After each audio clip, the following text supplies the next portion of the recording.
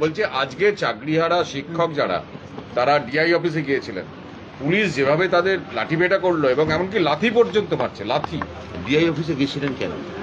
তারা গিয়েছিলেন প্রতিবাদ জানাতে, আন্দোলন করতে। তাহলে আমার বক্তব্য হচ্ছে যে সেদিন নেতাজি ইন্ডোরে মিটিং এর পর মুখ্যমন্ত্রীর বার্তা দেওয়ার পর ঘটনাটা দুর্ভাগ্যজনক, নিন্দাজনক, এগুলো যেমন একদিকে সবই সত্যি, আবার এটাও সত্যি যে সেদিন মুখ্যমন্ত্রীর নেতাজি ইন্ডোরে মিটিং এর পর তাদের নেতৃস্থানীয় সঙ্গে আমার বৈঠক হয়েছে। আমরা বলেছি তাদের সর্বতভাবে, মানবিকভাবে, আইনিভাবে কিভাবে যোগ্য বঞ্চিত শিক্ষকদের চাকরি ফেরত দেওয়া যায়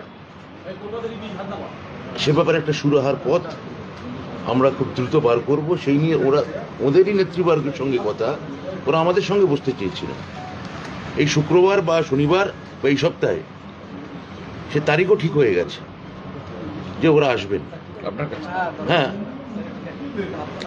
আমি একা না, এসএসসি চেয়ারম্যান থাকবেন, যে কমিটি থাকবে, পুরো এন্টায়ার কমিটি, আমার বিভাগীয় সচিব থাকবেন, ওদের সঙ্গে বসে একটা সুরাহা বার করার কথা, বা ওদের দাবিগুলো, ওদের বেসিক দাবি কি আছে সেটা শোনার কথা।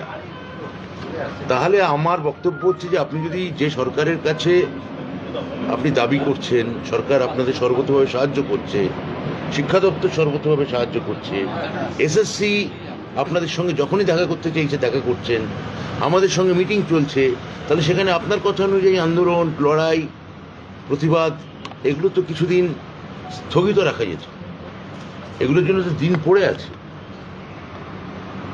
আর সেটা এইরকম এমন পন্থায় নিয়ে যেতে হবে যে সরকারকেও যাতে হাত না তুলে নেয়।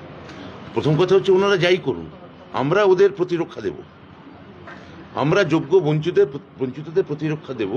ওরা এসে আমাদের তালা ভাঙুন বা অন্যরকম প্রভোকেশন তৈরি করুন, যাই করুন না কেন, আমরা বদ্ধপরিকর, আমরা যোগ্য বঞ্চিতদের পাশে আছি। মুখ্যমন্ত্রী বার্তা দিয়ে দিয়েছে আইনিভাবে, মানবিকভাবে। ফলে এই ধৈর্য আমার মনে হয় ওদের রাখা উচিত। অন্য কোনো প্রভোকেশন যদি ওদের থাকেও তা সংবরণ করা উচিত বলে আমি মনে করি।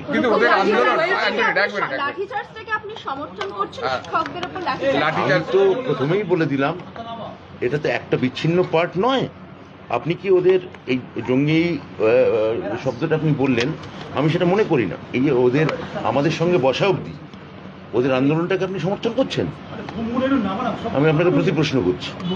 ওরাই আমাদের সঙ্গে বসতে চাইছেন, ওরাই আমাদের সঙ্গে আলোচনায় আসতে চাইছেন, এবং একই সঙ্গে একটা ধ্বংসাত্মক আন্দোলনের দিকে যাচ্ছেন। দুটো তো একসঙ্গে হতে পারে না। ওরা যে আন্দোলনই করুক, আমরা বসবো, আমরা সাহায্য করবো, আমরা বদ্ধপরিকর।